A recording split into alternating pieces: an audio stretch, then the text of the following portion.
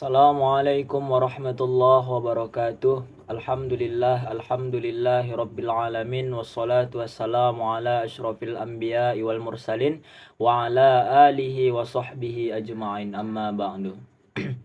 Perkenalkan, nama saya Muhammad Fawaz Akib dari program studi pendidikan bahasa Arab.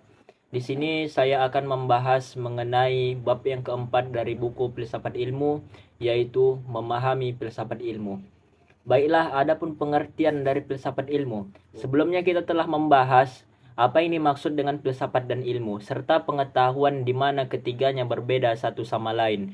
Dan ketika digabungkan menjadi filsafat ilmu, memunculkan sebuah definisi baru. Para ahli sebagaimana sebelumnya berbeda pandangan dalam mengartikan apakah yang dimaksud dengan filsafat ilmu. Di antaranya yang pertama dari Peter Kaus.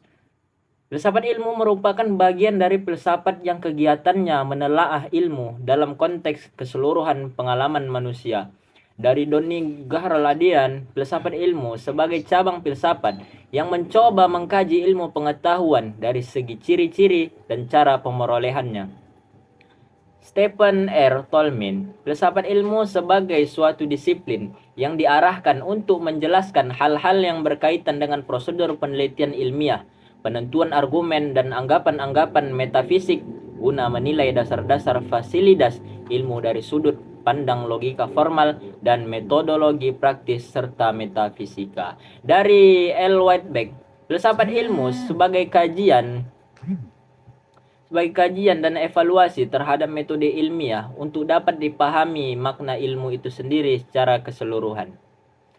Dapat dilihat dari pengertian filsafat ilmu yang dijelaskan empat ahli yang tadi, menunjukkan bahwasannya filsafat ilmu merupakan sebuah argumentasi yang benar sebagai wadah untuk memberikan sebuah penilaian atau validitas sebuah ilmu.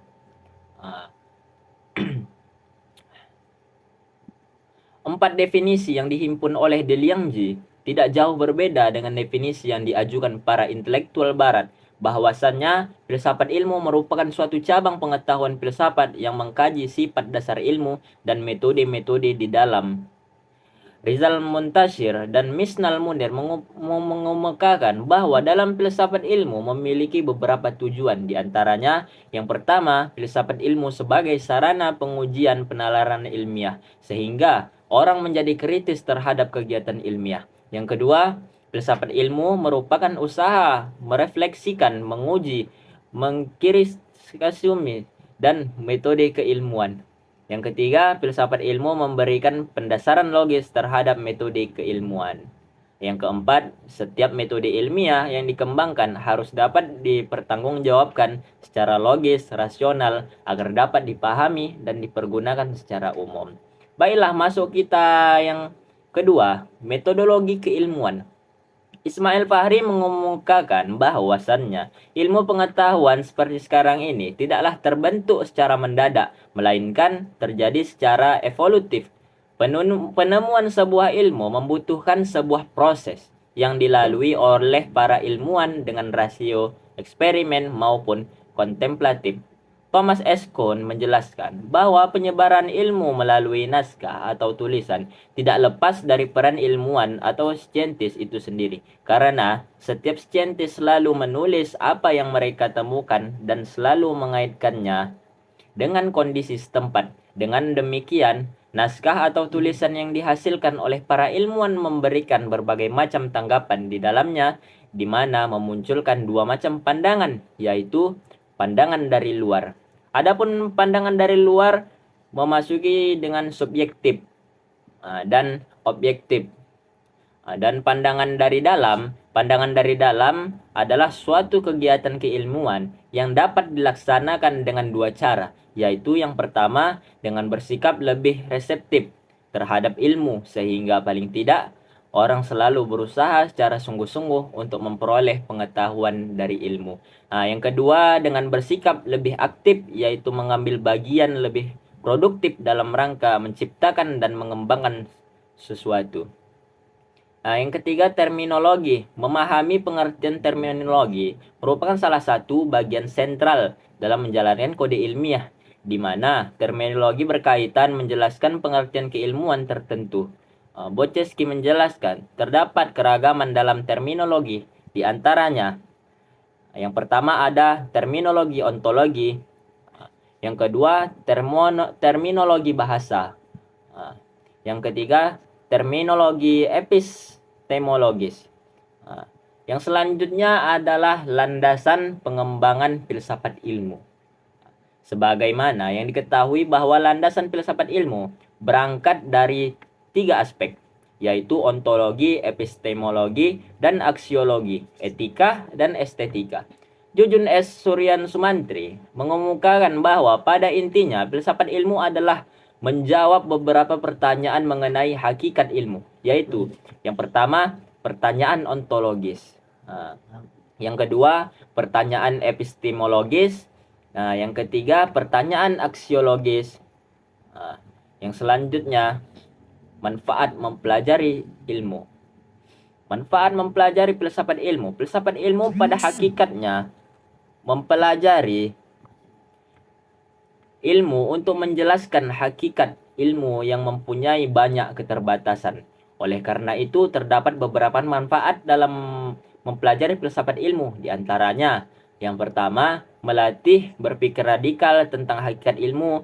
Berpikir secara radikal akan ditemukan jawaban-jawaban atas persoalan yang paling mendasar dan filosofis mengenai ilmu yang tidak ditemukan dalam penyelidikan dan pembahasan ilmu itu sendiri. Yang kedua, melatih berpikir reflektif dalam lingkup ilmu. Berpikir secara reflektif, berbagai persoalan yang dihadapi ilmu seperti masalah-masalah dalam dunia ilmiah dapat dikembangkan, diperluas untuk menemukan masalah-masalah ilmiah yang baru.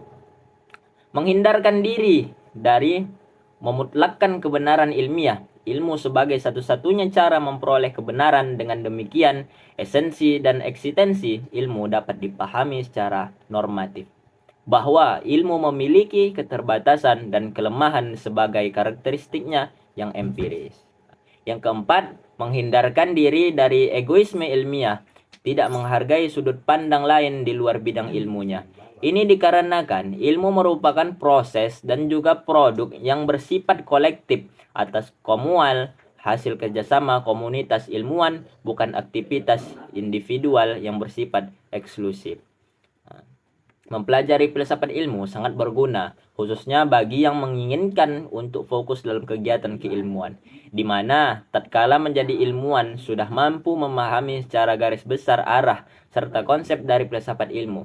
Untuk lebih spesifik dan tidak meluas ke segala area pembahasan, maka terdapat bidang yang dikaji oleh filsafat ilmu. Selanjutnya adalah ruang lingkup kajian filsafat. Ruang lingkup kajian filsafat. Ilmu mengalami perkembangan seiring perkembangannya zaman. Berikut pendapat para ahli mengenai ruang lingkup kajian filsafat ilmuwan, di antaranya yang pertama dari Edward Madden. Beliau menyatakan bahwa lingkup kajian filsafat ilmu di antaranya probabilitas, induksi, hipotens. Yang kedua, Ernest Nagel, ruang lingkup kajian filsafat ilmu. Yang ketiga, Schaeffer. Yang keempat, Lawrence Bagus menyebutkan bahwa ruang lingkup kajian filsafat ilmu antara lain adalah penjelasan atau eksplanasi, verifikasi, falsifikasi, konfirmasi, probabilitas, pengendalian, eksperimentasi, prediksi, ukuran, fakta, evidensi, klasifikasi, model, hipotesis, teori, hukum, deduksi, induksi, kausalitas, sistem-sistem definisional, aksioma, dalil, postulat. Adapun yang terakhir, metode filsafat ilmu. Setiap cabang filsafat memiliki metode tersendiri dalam pengkajiannya. Demikian halnya filsafat ilmu dalam melakukan tujuan mengenal ilmu pengetahuan menggunakan berbagai macam metode untuk menuntaskan persoalan yang dikaji, yaitu dengan mencocokkan objek studi dengan metodik yang asal-asal saja. Sesungguhnya keliru. Disinilah pentingnya untuk mengenal setiap metode yang telah diiris oleh para filsuf. Dengan demikian, setiap bidang kajian yang ingin dikaji hendaknya mengikuti kaidah-kaidah yang telah ditetapkan dalam metode filsafat ilmu. Fuad Hasan mengumpulkan setidaknya terdapat 10 metode yang digunakan para filsuf dalam mengkaji ilmu pengetahuan. Di antaranya yang pertama seperti yang telah kita bahas sebelumnya yaitu metode kritis. Yang kedua metode intuitif. Yang ketiga metode skolastik. Yang keempat metode filsafat. Yang kelima metode geometri. Yang keenam adalah metode transendental. Yang ketujuh metode fenomenologis. Yang kedelapan metode dialektis. Yang kesembilan metode neopositivitis. Dan yang terakhir yang ke-10 adalah metode analitika bahasa. Hendaknya melakukan sebuah kajian mendalam mengenai ilmu pengetahuan. Penulis menambahkan 2 metode yang merupakan bagian terpenting yang tidak dilupakan, yaitu yang pertama adalah metode Zeno. Yang kedua, metode induktif. Metode Zeno memiliki sisi manfaat tatkala dalam perdebatan dengan membuktikan kesalahan-kesalahan pernis lawan debat. Sementara metode induktif yang dikembangkan Bacon seperti cikal bakal penelitian ilmiah dengan melakukan inovasi eksperimen dalam pengujian ilmiah. Dan inilah yang merupakan bagian dari pengujian atas ilmu pengetahuan. Mungkin inilah yang dapat saya sampaikan. Lebih dan kurang saya mohon maaf. Apabila ada kesalahan saya mohon maaf juga. Wabillahi taufiq wal hidayah. Assalamualaikum warahmatullahi wabarakatuh.